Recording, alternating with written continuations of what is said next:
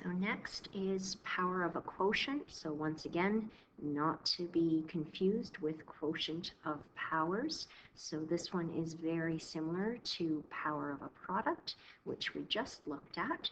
So take the time to work through the expanded form and write a simplified base, or simplified expression, sorry, with powers using the same base where possible, and come up with that product. You can definitely, please do keep it in fraction form for these, and you should not require a calculator. So go ahead and hit pause and complete, and hit play again once you're ready.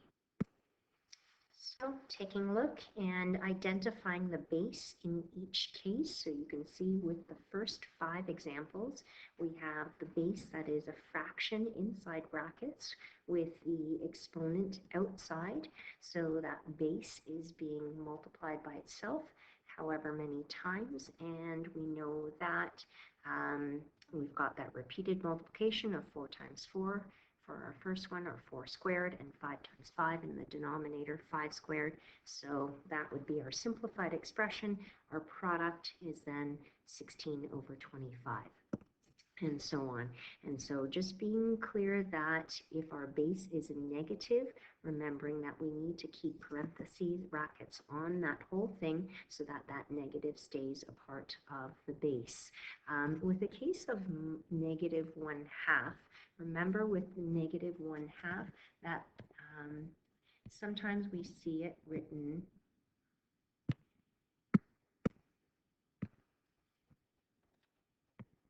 Sometimes we see it written out front, but that is equivalent to it written with the numerator or written with the denominator. So all 3 forms are exactly the same, and so most likely you will see the negative. If it's not out front, then it will be up with the numerator. We typically don't like leaving the negative in the denominator, even though it is an equivalent expression.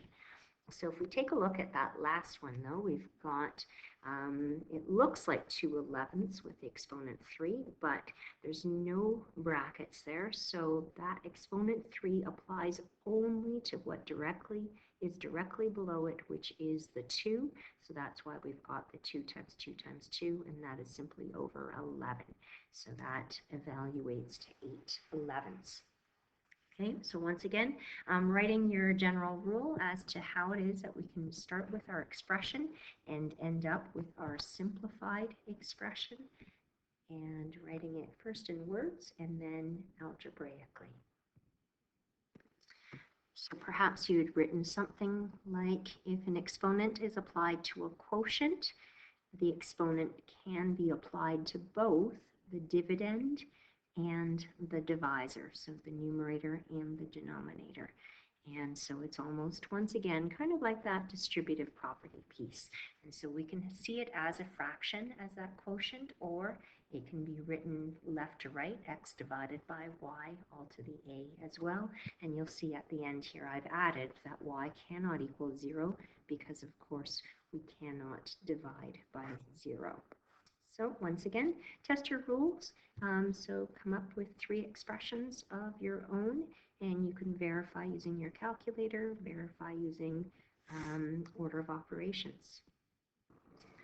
So these are the 3 examples that I came up with. The first one is kind of interesting because when I wrote it out left to right, 10 divided by 2 all squared, when you expand that, 10 divided by 2, 10 divided by 2, it is not obvious at all that it becomes 10 squared divided by 2 squared. It's not as obvious as when it's written in fraction form. So that's something to take note of, is that if it's written left to right like that, that you might want to rewrite it in fraction form if it's asking you to write it as a power.